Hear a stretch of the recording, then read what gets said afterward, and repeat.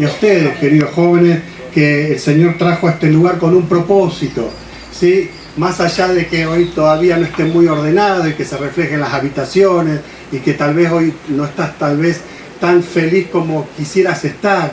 Y bueno, la vida es así. La vida está llena de sorpresas, está llena de felicidad, está llena de angustia, está llena de sismos, ¿no es cierto? Algún hermano anoche hablábamos y justamente el dolor que uno puede tener por una enfermedad, por algo que se nos viene que no nos lo esperábamos, por la muerte, la partida de algún ser querido, todo eso es la preparatoria para que nuestro carácter se afirme en el Señor. ¿Sí? Es la preparación para que nuestro carácter, nuestra personalidad esté bien fundamentada en el Señor. Y en esta mañana no quería utilizar la compu porque después de la charla con algunos de ustedes y también viéndolos a ustedes y conociéndolos a algunos de ustedes, quise direccionar no el tema en lo que yo pensaba y había programado, sino el tema en lo que ustedes están necesitando también, ¿no es cierto? El Señor nos prepara y bueno, uno después está en las manos del Señor para que el Señor nos guíe y nos dirija. Vamos a tener una lectura primaria y vamos a hacer en Juan capítulo 14, que tiene que ver justamente con lo que pasa después de un sismo. El Señor les había anunciado a sus discípulos que Él iba a partir, que tenía que dejarlos, que ya no iba a estar más cuidándolos, guiándolos de forma personal, ¿no es cierto? Que les enviaría el Consolador, hablando del Espíritu Santo, que fue posterior a la muerte y resurrección del Señor. 50 días después, el Señor, después de la resurrección del Señor Jesucristo, envía el Espíritu Santo, y el Espíritu Santo, 50 días después de esa resurrección del Señor, viene y toma posesión, ¿no es cierto? Se posiciona también en el corazón, en la vida, en el espíritu de todo aquel que creyó en Jesucristo como Salvador personal. Pero en el mientras tanto es el problema, ¿no? Cuando nosotros sentimos o vemos o palpamos de que no notamos que Dios haya actuado en nuestra vida. Y cuando se nos vienen estos sismos, ¿no es cierto?, como le pasó a los discípulos, que el Señor había caminado con ellos aproximadamente 3 años, y en esos 3 años, claro, para ellos se les era fácil comer. ¿Por qué? Porque si no había comida, el Señor, ¿qué hacía? Una oración, dar gracias por un pan, y se multiplicaban y sobraban 12 canastas llenas. Y esto no, está reflejado 1 o 2 veces solamente en la palabra, pero el Señor lo hizo muchas otras veces. Lo dice claramente en los evangelios. Si tuvieran que escribir todo lo que el Señor hizo, no alcanzarían los libros de ese entonces, de todo el mundo, para escribir lo que el Señor había hecho. Pero los discípulos, claro, estaban felices. ¿Por qué? Porque estando el Señor al lado de ellos sabían que su satisfacción iba a estar permanentemente. Cuando veían que, por ejemplo, el Señor sanaba a un enfermo, o levantaba a un muerto. Claro, qué fácil que era la vida cristiana así, ¿no es cierto? Es muy fácil vivir la vida cristiana cuando, bueno, todo nos va bien, cuando las cosas están como nosotros queremos, el Señor soluciona todas nuestras problemáticas y no hay forma de sufrir. Los discípulos no habían sufrido prácticamente nunca en estos 3 años, pero después venía el sufrimiento con el primer anuncio del Señor: los tengo que dejar, me voy a ir. Y me voy a ir de una manera que después le dice también a los discípulos cuando estaban en la última celebración de la cena, la Pascua, ¿no es cierto? La primera cena que nosotros celebramos, la cena del Señor, a partir de la última Pascua del Señor, les dicen: me van a entregar. Y hay en la mesa uno de los que me entrega. Y no solamente me van a entregar, sino que también voy a morir. Claro, y se miraban. Y los discípulos empezaron a pensar diferentes cosas. Y Pedro, ¿qué dice? Señor, aunque todos te negaren, ¿qué dijo Pedro? Yo no te voy a negar. ¿Quién fue el primero que lo niega? Pedro. Y el Señor lo desestabiliza a Pedro. Porque Pedro estaba estabilizado emocionalmente, pero no espiritualmente. Y es lo que nos puede pasar a nosotros también. Tenemos emociones con el Señor y está bien. Pero el Señor quiere estabilizarnos espiritualmente y para eso utiliza los sismos. Los sismos son para estabilizar nuestro espíritu, porque las emociones no se estabilizan con los sismos, se direccionan. Y ahora vamos a ver justamente lo que dice Juan capítulo 14, a partir del versículo 1. El Señor Jesucristo mismo les dice a sus discípulos: no se turbe vuestro corazón. Creéis en Dios, creed también en mí. El primer consejo que el Señor da: que no estés turbado, que tu corazón no esté turbado. Que si crees en Dios, cree en el Señor Jesucristo, que te va a sacar. En la casa de mi Padre, sigue diciendo, muchas moradas hay. Si así no fuera, yo os lo hubiera dicho. Voy pues a preparar lugar para vosotros, y si me fuere y os preparare el lugar, vendré otra vez y os tomaré a mí mismo, para que donde yo estoy vosotros también estéis. Y sabéis a dónde voy, y sabéis el camino. Le dijo Tomás, ¿se acuerdan quién era Tomás, no? El que dijo, si no veo, si no toco, no creeré, ¿no? Le dijo Tomás, Señor, no sabemos a dónde vas, ¿cómo pues podemos saber el camino? Jesús le dijo, yo soy el camino y la verdad y la vida, nadie viene al Padre sino por mí. Si me conocierais a mí, también a mi Padre, perdón, si me conocierais, también a mi Padre conoceríais, y desde ahora le conocéis y le habéis visto, hablando del mismo. Felipe le dijo, Señor, muéstranos al Padre y nos basta. ¿Quién era Felipe? Felipe era aquel que estaba atento a cualquier palabra del Señor y era el pensante del grupo. Era no el espiritual, sino el que usaba mucho la razón. Y dice entonces la respuesta de Jesús. Tanto tiempo hace que estoy con vosotros y no me has conocido, Felipe. El que me ha visto a mí, ha visto al Padre. ¿Cómo pues dices tú, muéstranos al Padre? ¿No crees que yo soy en el Padre y el Padre en mí? Las palabras que yo os hablo, no las hablo por mi propia cuenta, sino que el Padre que mora en mí, Él hace las obras. Creedme que soy yo en el Padre y el Padre en mí. De otra manera, creedme por las mismas obras. De cierto os digo, el que en mí cree, las obras que yo hago, Él las hará también, y aún mayores hará, porque yo voy al Padre. Y todo lo que pidieres al Padre en mi nombre lo haré, para que el Padre sea glorificado en el Hijo. Si algo pidieres en mi nombre, yo lo haré. Y después empieza a hablar del Espíritu Santo, ¿no es cierto? Aquel Consolador que vendría. ¿Qué es lo que quiso enseñar el Señor acá? Bueno, quiere enseñarnos esto, hermanos queridos, que cuando nosotros nos encontramos en diferentes situaciones, sean sismos graves o sean sismos leves para nuestra vida y en nuestra vida, nosotros debemos pensar en el Señor. Para pensar, habíamos visto ayer que teníamos que prepararnos, que teníamos que equiparnos, que teníamos que estar preparados para estos sismos. Y cuando nosotros nos preparamos, tenemos resultados finales, ¿no es cierto?, después del sismo. Cuando vemos esos resultados impactan en tres tipos de personas. En primer lugar, o mejor dicho, en tres grupos de personas. En primer lugar, unipersonal, en mi vida. En segundo lugar, en la familia. Y en tercer lugar, en la iglesia o en el entorno donde nos movemos. Nosotros somos el reflejo de lo que creemos o lo que no creemos. Cada uno de nosotros es reflejo de la fe que tiene o la fe que le falta. Ninguno de nosotros puede pasar desapercibido con el que tiene al lado. Ustedes tienen compañeros de escuela, compañeros de universidad, compañeros tal vez de vida, los que ya están casados, ¿no es así?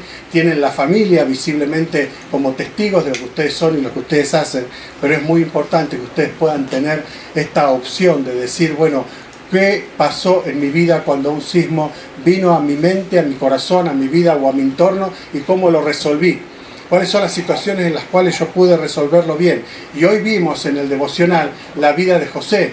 La vida de José fue una de las vidas más extraordinarias que nosotros podemos ver en la Biblia. Tal es así que José, en la teología, cuando se estudia teología, José se lo toma como el prototipo de la personalidad del Señor Jesucristo. Una personalidad no solamente completamente sabia, sino temerosa de Dios, dependiente de Dios y pensando permanentemente Dios en él y él en Dios, como nosotros podemos encontrar, ¿no es cierto?, en Génesis, cuando vemos la historia de José, que José siempre estaba protegido por Dios y todo lo que José hacía era prosperado por Dios. Pero esa prosperidad que tenía José no era simplemente porque José en oración se lo había pedido. Y es lo que los discípulos tenían que aprender. No era pedir por pedir, no era pedir caprichosamente, no era pedir porque soy hijo de Dios y ya está. El Señor no le da a todos sus hijos lo mismo. El Señor a todos sus hijos los mantiene en su presencia, porque somos hijos de Dios. El Señor a todos sus hijos nos mantiene con esa esperanza de un día entrar a los cielos celestiales, o a la casa de Dios, ¿no es cierto? Toda la iglesia junta entrará al cielo. No hay algunos ahora en la casa del Padre y después otros entraremos después. Los que partieron ahora están como si fueran en la antesala del cielo, que se llama el paraíso, ¿no es cierto? Pero todos juntos, cuando venga el Señor a buscar a su iglesia, todos estaremos para siempre con el Señor. Uno de los hermanos lo decía ayer en la oración, estaremos para siempre con el Señor, entrando toda la iglesia junta al cielo. Todos entraremos, no al cielo, perdón, a la casa del Padre, que es diferente, completamente diferente al paraíso. La casa del Padre es un lugar preparado por el Señor, por eso que acá encontramos que el Señor les dijo, no teman Si creen en Dios, crean también en mí. En la casa de mi Padre muchas moradas hay. Voy yo a preparar. Ya están preparadas. No es que las está preparando ahora. Están preparadas. Cada uno de nosotros tiene un lugar especial en la casa del Padre. Y esto nos tiene que afirmar en la fe también. ¿Por qué? Porque nadie nos puede quitar ese lugar. Nadie nos quita la salvación. Hay denominaciones cristianas y hay creencias cristianas que dicen que la salvación se pierde si volvemos a pecar. Esto no es bíblico, esto no es de Dios. La Biblia dice que aquel que creyó es sellado con el Espíritu Santo de la promesa de Dios. Efesios capítulo 1, versículo 21. No hay forma de que Dios nos aparte. Empieza del versículo 14. No hay nadie que nos pueda apartar del amor de Dios. Por lo tanto, afirmate en el Señor, aún en las tribulaciones, aún en los sismos, aún en los terremotos, aún en las tormentas. Ahora, haciendo un paralelismo entre José y también los discípulos, ¿no? ¿Qué diferencia había entre José y los discípulos? Mucha diferencia. En primer lugar, José tenía 17 años, los discípulos eran todos mayores de edad y adultos, a excepción de Juan, que era el menor, pero también era un joven adulto.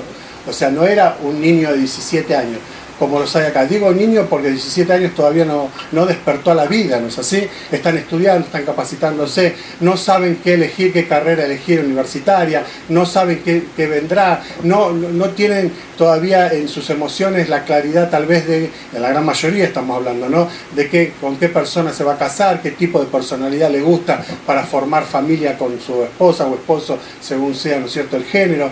Qué importante es que nosotros veamos la vida de José, que desde su niñez Dios lo protegió.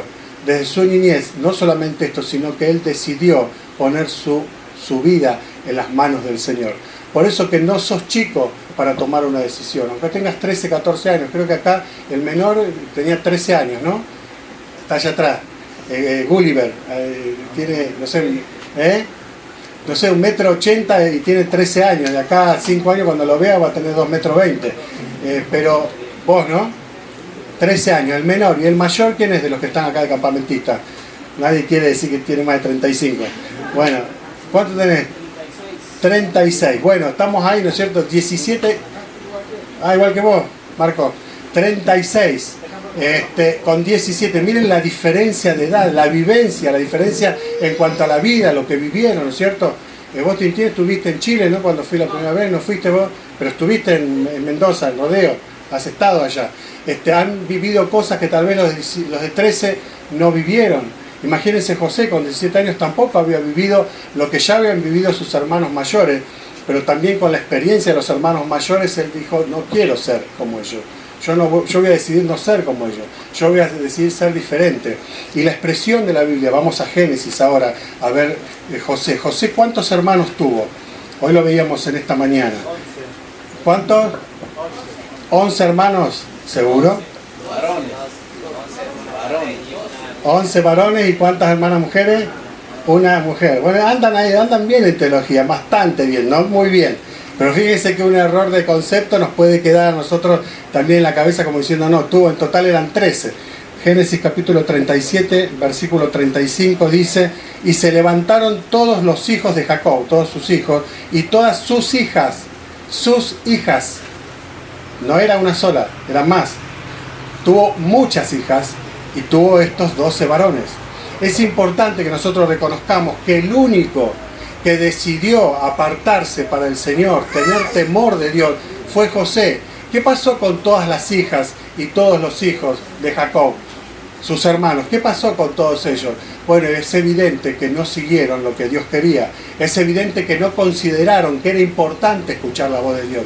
Pero ¿quién es el único que llegó a la cumbre en todos los sentidos? No solamente la cumbre de la gloria siendo el segundo después de Faraón en Egipto, sino en la cumbre espiritual donde Dios quiere que estemos nosotros como hijos. ¿Quién es el único? José, ningún otro. Porque José mismo le dice a sus hijos en el capítulo 49-50, dice a sus hermanos, ustedes tramaron algo mal contra mí, pero Dios esto lo tornó para bien. José aprendió a perdonar, lo decía hoy Alexis, cuando estábamos en el devocional. José aprendió del perdón, que lo van a ver ahora cuando estén en el taller. No es que lo quiero direccionar a todos al taller que vaya a tener Alexis, pero es apasionante ver el tema del perdón dentro de la familia. cuando un padre me abandonó, cuando una madre me abandonó, cuando los dos padres me abandonaron, o cuando un padre el Señor se lo lleva y vos le preguntás al Señor, ¿por qué me lo llevaste? ¿Por qué me lo sacaste antes de tiempo? O cuando no te criaste en una familia funcional y tenés una familia completamente disfuncional. Todo eso no es que a Dios no le importa, Dios lo torna para bien, lo puede tornar para bien. O sea, todo lo malo que te pase en la vida, que nos pase en la vida, lo puede tornar para bien. Ustedes recuerdan ayer que les dije, dentro del testimonio que les contaba, que cuando me convertí fui a hablarle a toda mi familia y uno de mis tíos me había dado un trompazo, me dio contra la pared. Ese tío hace 11 años atrás pidió que yo hablara en el casamiento de la hija. La hija me llama por teléfono, Yasmín, la más chica, la del medio, perdón, de los 3 hijos de él, y Yasmín me dice, Marce, te llamo por dos cosas. Primero, que me voy a casar, por supuesto toda la familia está invitada, pero segundo, quiero que hables vos. Le digo, mirá, Yasmín, yo soy pastor cristiano, vos sos musulmana, y aparte tu papá, cuando yo le fui a decir en ese entonces 30 y pico de años atrás, que era cristiano, me dio una trompada, ahora directamente me degüella. Y me dice, no, mi papá está de acuerdo, mi papá quiere que hables vos. Así que yo estaba en una boda de musulmanes, con todos musulmanes, y yo estaba hablando de la sangre de Cristo, el poder de la sangre de Cristo. El poder de la sangre que nos hace familia, porque en la familia se perdona todo. Cuando uno tiene un hermano, un padre, una madre que hizo algo contra nosotros, la sangre tiene tanta fuerza que yo lo pienso en esa relación, ¿no es cierto? Te termino perdonando, tarde o temprano te termino perdonando. La sangre de Cristo nos hace familia, y cualquier cosa que pase entre nosotros como hermanos, esté en el lugar que esté, siempre terminaremos perdonando. ¿Por qué? Porque así como Cristo nos perdonó, nosotros también aprendemos a perdonar. Qué importante es justamente la vida de José, como la vida de tantos otros, ¿no es cierto?, que estuvieron aquí relatados, están relatados en la Biblia. Pero volvemos a Juan 14, otra vez para atrás, y en Juan 14 podemos seguir viendo que los discípulos todavía no habían aprendido la lección. ¿Por qué? Porque habían aprendido la teoría, como veíamos anoche, ¿no es cierto?, la teoría de la vida cristiana. Estaban turbados por una simple noticia, cuando el Señor les había dicho y les había mostrado que Él era Dios, y se los desarrolla después en esto que los mismos discípulos empiezan a preguntar, Señor, mostranos al Padre. Entonces vos sos el Padre está en vos, o sea, vos sos parte de la deidad, la Trinidad está en vos. Estaban preguntando esto, nosotros lo diríamos en otras palabras ahora, ¿no es cierto? Pero estaban preguntando, entonces, Señor, estuvimos al lado tuyo, al lado de Dios todo el tiempo. O sea, Dios estuvo al lado nuestro todo el tiempo. Y esto, hermanos queridos, no es un amuleto que nosotros tenemos que tomar como doctrina, porque no es que nosotros estamos al lado de Dios o Dios está al lado de nosotros. Nosotros estamos metidos en Cristo. La Biblia dice esto, que nosotros los creyentes estamos metidos en Cristo. ¿Qué quiere decir? Que estamos abrazados por Él, y la presencia de Dios, si bien está en nosotros permanentemente, en Cristo nosotros somos amparados, estamos cuidados, estamos, como quien dice, alejados de aquellas cosas que no podemos soportar, porque eso la Biblia dice así exactamente. Dios nos da pruebas más grandes de aquellas que podamos soportar. Ahora, claro, para mí era todo lindo ya, ¿no? Pues bueno, hablé en el casamiento de mi prima, el hermano se casaba 2 meses después y viene llorando en el mismo casamiento, en la fiesta, y me dice, quiero que hables vos. Le digo, no, Ismael, mirá, arreglen con tu futura esposa, yo no quiero tener problemas entre ustedes, arreglen entre ustedes, pero lo más importante es tener a Cristo como Salvador personal. Este tío se convierte, y este tío muere hace unos años atrás, el tío que me pegó. Nunca me pidió perdón, porque no le dio el tiempo, porque muere de un cáncer, pero yo sé que él se arrepintió, y él creyó en Cristo. Y cuando se casa su hijo a los 2 meses, él entra a la mezquita con todos nosotros para el casamiento del hijo, y él no rezó. Él no rezó como los musulmanes. Todos los musulmanes se inclinaban y él no. Y por supuesto nosotros los cristianos tampoco. Y entonces ahí me di cuenta que él había entregado su corazón al Señor. Nunca me lo dijo, pero sí se lo dijo a su hermana, a mi madre, que él había creído en el corazón, con su corazón en el Señor Jesucristo como Salvador. Qué importante es que nosotros podamos pasar las tormentas y podamos perdonar dentro de esos sismos, porque en los sismos hay también rencores, ¿no es cierto?, que no nos dejan avanzar. Esos rencores que no te dejan crecer. Si José se hubiese quedado con el odio hacia sus hermanos porque lo vendieron, nunca hubiese podido avanzar lo que avanzó. pero no solamente con ese odio, sino con la injusticia de la esposa de su jefe que lo acusó injustamente. Y él podría haber dicho, ¿y por qué estoy ahora en la cárcel? Si yo no tengo nada que ver, Señor. Y se podría haber rebelado contra Dios, como te puede pasar a vos también, que te rebelás contra Dios porque no entendés la voluntad de Dios. No la entendés hoy, pero seguramente la vas a entender mañana. Bueno, cuando parecía que todo iba bien, en el año 2015 viajamos con mi familia por un viaje a un lugar donde no se predicaba la palabra. Entonces decidimos delante del Señor ir a ese lugar todos los años para predicar la palabra y poder reactivar la evangelización allá. En ese mismo año voy al médico y me dice, tenés un cáncer en la vejiga, un tumor grande, te debemos operar ya. En una semana yo estaba en el quirófano. Yo le decía, Señor, tengo que ir para allá. Bueno, y un hermano me dice, bueno, si no, vamos a ir otro, el Señor va a mandar a otro. No te creas que vos sos el Superman de las iglesias, no te creas que vos sos el que el Señor eligió, el único para salvar. El único salvador es el Señor Jesucristo. Entro a quirófano, oramos con mi esposa en la habitación antes de entrar al quirófano, Karina se queda en la habitación orando, voy a quirófano, me da la anestesia, el médico me hacía el chiste, yo estaba orando, ni sabía lo que me dijo, en 20 segundos estaba dormido, al rato aparezco en la habitación. Mi esposa no sabía nada, porque aparezco tapado, con una venda, y viene el cirujano, y me dice, la verdad, dice, no sé qué pasó con vos, no tenías el tumor, te abrimos. Lo hemos visto en la tomografía, lo habíamos visto en la resonancia magnética, estaban en los valores de los análisis que te habíamos hecho. Vos tenías un tumor canceroso, pero Dios, de alguna manera, Dios o tu Dios, porque tenía la Biblia yo en la mesita de la habitación, tu Dios te lo sacó, no entendemos por qué. Voy a consultar con otro cirujano, el tumor había desaparecido. Ahora, tengo familias que no pasó así. En ese mismo año, un año después, el marido de mi hermana se enferma también de un tumor en el riñón. En 2 meses el Señor se lo llevó. Pero él estaba preparado y yo no.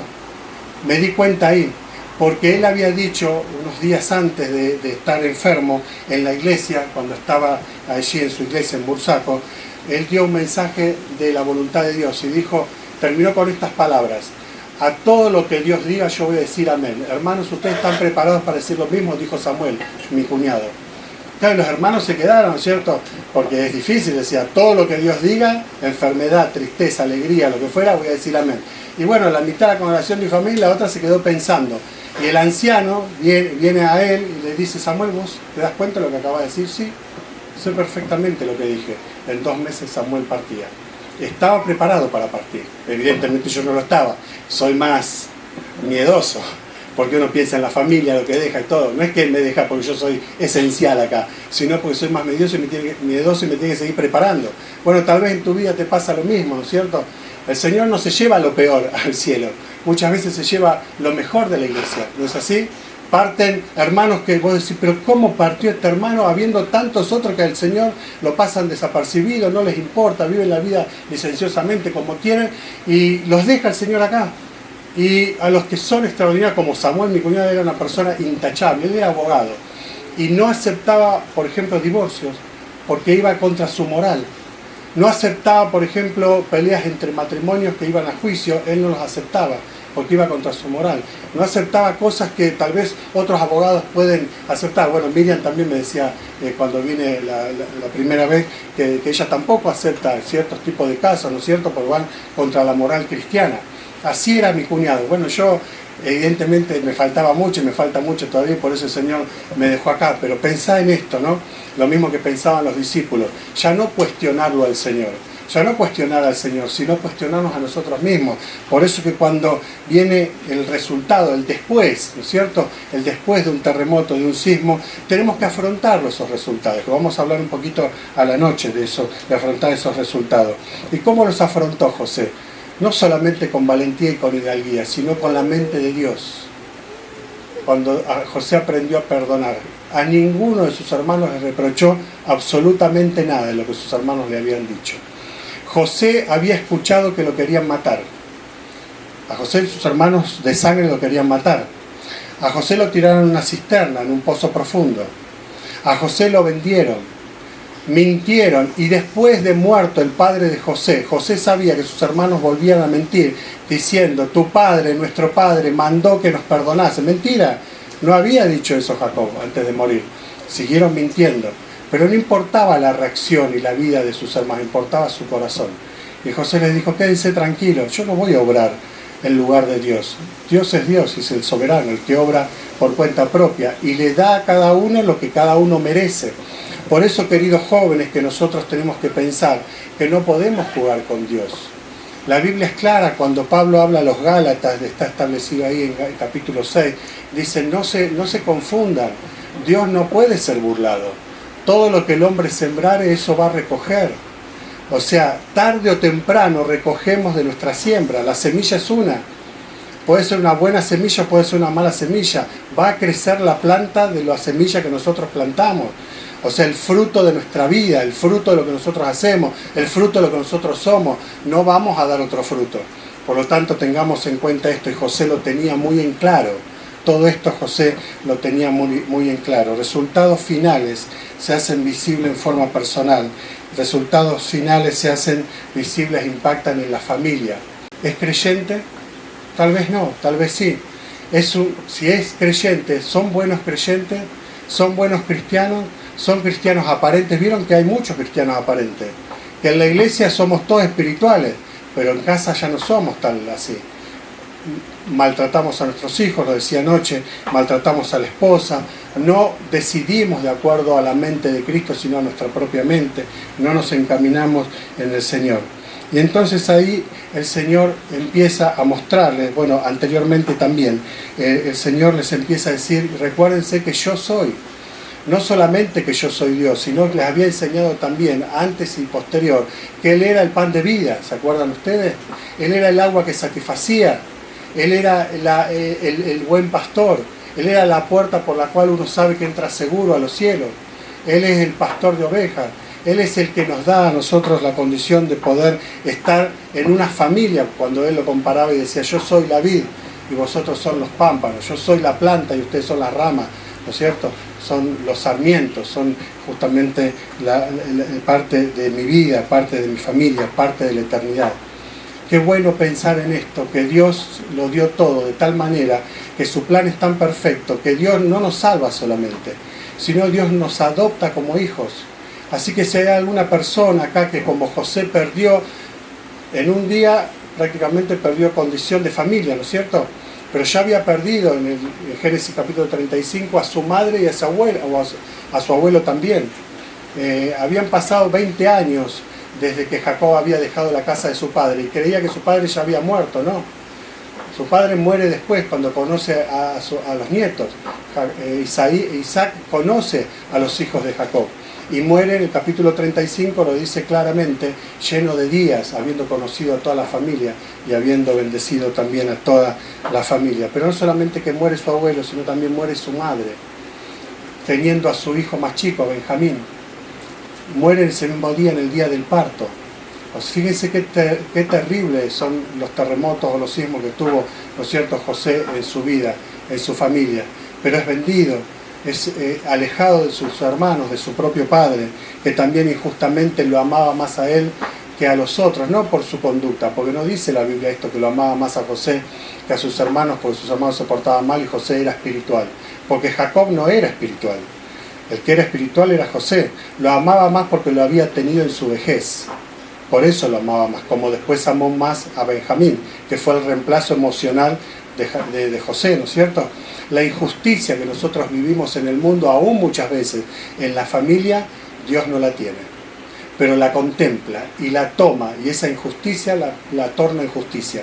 Y ese juez justo que nos cuida, nos dirige, nos conduce, hace que nosotros podamos impactar también visiblemente en la familia. Y por lo último, en la iglesia. Como no conozco calle San Luis, conozco por haber venido la otra vez, pero no conozco la interna, ni no conozco cómo es tu servicio, no conozco cómo sos vos como creyente, no conozco, bueno, el rodeo de la Cruz, creo que vinieron 11 de rodeo, ¿no?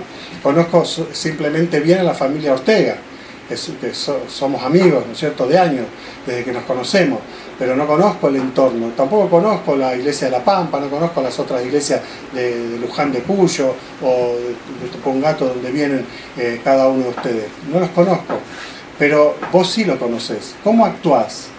¿Indolentemente?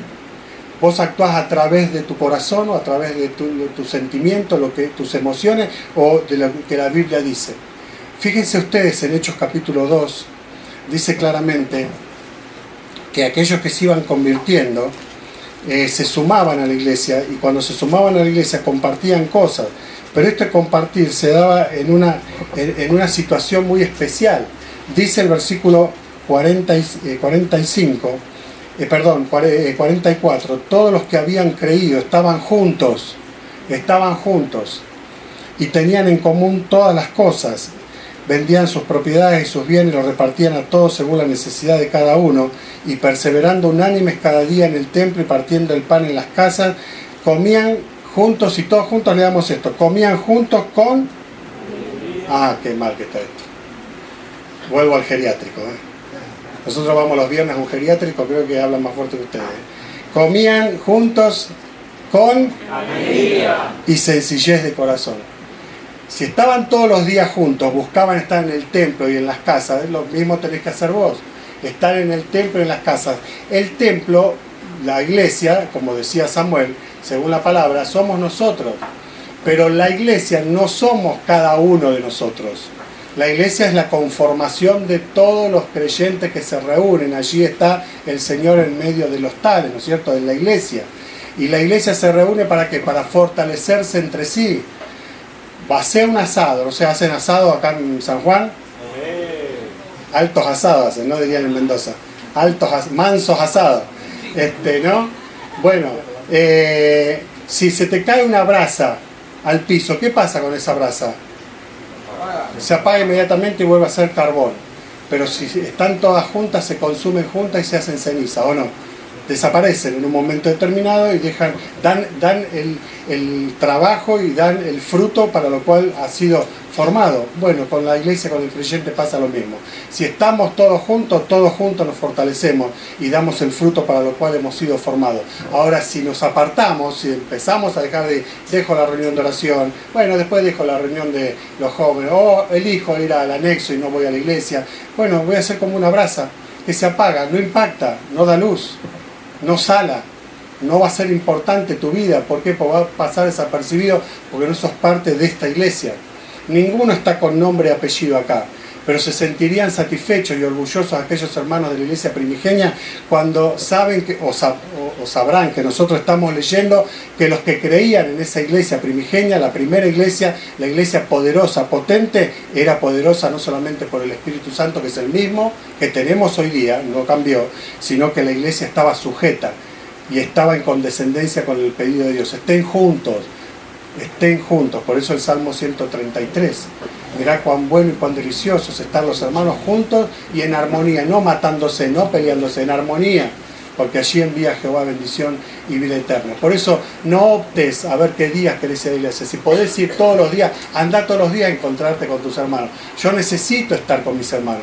Yo necesito desesperadamente volver a Morón. Cuando vuelvo a Morón, lo primero que hago, llamo a uno de mis coancianos, me voy a la casa, que vive a 20 cuadras de casa, le pego un abrazo, que hace Pablito, tiene 44 años, es como si fuera mi hijo, porque estuve en la escuela bíblica, fui maestro de él en la adolescencia, con los jóvenes lo mismo, y todo el mundo dice, Pablo es tu réplica. No, Pablo es mucho más inteligente, más sabio que yo, pero necesito estar con los hermanos, necesito volver a estar con la congregación. ¿Tenés esa necesidad? Porque eso te lleva a pensar el sismo, cuando tenés un terremoto en la vida, ¿no? Porque cuando nos va bien no necesito a nadie. Yo invito para mi fiesta de casamiento a los 50 que quiero, porque hasta ahí me da el cuero, ¿no es cierto?, para pagar a 50. Pero cuando te va mal, vos necesitas que estén todos. El que no tuviste en cuenta, el hermano que decía solamente yo oro por mis hermanos, decía, este viejo que ora por mí, yo no necesito que ores, pero cuando lo necesitas porque te va mal, buscás ese viejito que oraba por toda la congregación y lo abrazás, ¿no es así? Es importante, hermano, que nosotros pensemos no como grupo, sino como cuerpo. No pensemos en los jóvenes solo, pensemos en los niños, en los adolescentes, en los jóvenes, en los matrimonios, en los mayores y en los adultos mayores también, porque todos nos necesitamos. En la iglesia somos una iglesia no juvenil, somos una iglesia de un cuerpo de todas las edades, incluyendo a toda lengua y nación y todo pueblo que el Señor también dio, pero de todas las edades y de todas las nacionalidades también. Termino con esto. ¿Qué hicieron sus discípulos comenzaron a tener alegría, porque dice, estaban con alegría y sencillez de corazón. Sí, porque esto fue posterior, Hechos 2 fue posterior a la muerte del Señor. De Juan 14 en adelante pasan muy pocos días, o sea, del anuncio de esto, no se turben, yo voy a estar con ustedes. Claro, el apóstol Juan no lo escribe de la misma manera relatada histórica que lo escriben tal vez los otros evangelios, ¿no es cierto? Entonces podemos seguir más fácilmente lo que eran los días o la historia del recorrer de lo que el Señor enseñaba. Pero acá el Señor le estaba diciendo claramente, me quedan horas con ustedes, me quedan poco tiempo con ustedes, afírmense, no se turben, porque turbados no van a poder avanzar. Lo que está diciendo eso, turbados no pueden avanzar. Y un sismo nos deja turbados, ¿o no? Cuando a vos te dicen que tenés algo malo, o que perdiste tu trabajo, o te entraron a robar, como me contaba hoy, ¿no es cierto?, o ayer Nasa y el marido, que entraron a robar y te roban todo, vos no lo tenías contemplado esto. Se te turba el corazón, porque empezás a pensar, ¿y ahora qué? Y en ese ahora, pensar en el Señor. Él va a suplir absolutamente cualquier necesidad, sea material, sea emocional, sea espiritual, de acuerdo a lo que vos le permitas que supla. De acuerdo a la confianza que vos le tengas a Dios. Por eso que el Señor llamaba la atención justamente a sus discípulos. Y el Señor termina en este mismo capítulo diciéndole, no se turbe vuestro corazón ni tenga miedo. Agrega eso. Al principio dice, no se turba vuestro corazón, pero termina diciendo, no se turbe vuestro corazón, no tengan miedo tampoco. No hay causa para tener temor. Y el Señor ahí les dice, yo estoy con ustedes todos los días hasta el fin del mundo. Qué bueno es tener un Salvador que no es un religioso, ¿no? Que nos dice, bueno, cuando venís a la iglesia hablamos, o cuando tenga tiempo hablamos, o cuando yo tenga un tiempito en la agenda hablamos. Hay unas hermanas que se vinieron a congregar con nosotros, porque estaban en una iglesia muy grande allí en Morón, no de nuestra denominación, demasiado grande, tienen 3 turnos, imagínense, los domingos tienen 3 turnos de 1500 personas cada turno. Claro, no se conoce nadie, ¿quién puede ir a hablar con el pastor? Nadie. Entonces tienen que pedir turno con la secretaria de uno de los pastores. Y dice, en 2 años todavía no pude llegar al pastor. Le digo, pero hermana, nosotros tenemos que tratar de cruzar el campo más fácilmente. No hable con ese pastor ni con este pastor, hable con ese pastor, con el pastor del cielo, que él entiende y la atiende en cualquier momento del día, de la noche, en la madrugada. Él no duerme, no descansa. Hable con ese pastor. Estamos acostumbrados a hablar con estos pastores de carne y hueso, ¿no es cierto? Y nosotros damos turnos, nos atrevemos a dar turnos. Y entonces nosotros vemos que el Señor les enseñaba a sus discípulos, yo soy el buen pastor. El buen pastor su vida da por las ovejas. Y el buen pastor dio su vida por las ovejas. Y la dio vida por cada uno de nosotros. Y ese buen pastor es el día de hoy que sigue pastoreándonos. No nos olvidemos esto, que aún en medio de las tormentas, de los sismos que podamos tener en la vida, nos sigue pastoreando. ¿Querés que el Señor te siga pastoreando o querés que el Señor te empiece a pastorear? Solamente tenés que creer que Jesucristo vino a la tierra, murió por vos, derramó su sangre, que fue muerto por vos, que resucitó al tercer día, que Él es parte de la Trinidad, que Él es el Dios de los cielos, que lo puede absolutamente todo. Y como si lo puede todo, lo puede salvar también tu alma. Oramos al Señor, nos ponemos de pie. Padre bendito, ayúdanos a no tener miedo, a no tener temor cuando pasamos en medio de las tribulaciones, de las tempestades, de los sismos, de las tormentas, como cada uno de nosotros quiera llamarlo. Te pedimos, Señor, que nos ayudes que no se turben nuestros corazones, nuestras mentes cuando pasamos por el medio de las situaciones que acabamos de mencionar, pero también, Señor, cuando pasan los sismos, las tormentas, los terremotos en nuestras vidas, que podamos aprender de ellos, que podamos aprender en primer lugar que nunca nos abandonaste. Gracias, Señor, por nunca abandonarnos. Que podamos aprender también que tenemos un gran pueblo, hermanos al lado nuestro, que nos contienen, nos ayudan, nos fortifican, nos edifican también en ti. Señor, que podamos aprender que tenemos que seguir dando testimonio de lo que vos hiciste, tú hiciste en nuestra vida. Y gracias, Señor, por hacerlo. Gracias, Señor, porque eres más bueno de lo que nosotros creemos o necesitamos. Pero gracias también, Señor, porque tu justicia se ve reflejada también y aún en nuestra vida. Cuando nosotros no hacemos tu voluntad, tenemos el fruto de aquello que nosotros despreciamos. Señor, gracias por darnos este privilegio de poder abrir tu palabra. Gracias por los jóvenes preciosos que hay en este lugar, cada uno de ellos tesoros para ti, cada uno de ellos, Señor, con un valor incalculable para ti. Pero, Señor, gracias también por darnos la oportunidad, a través de Jesucristo, de ser nuestro Padre Celestial, ser salvados por la eternidad. Oramos agradecidos en el nombre de Cristo Jesús. Amén.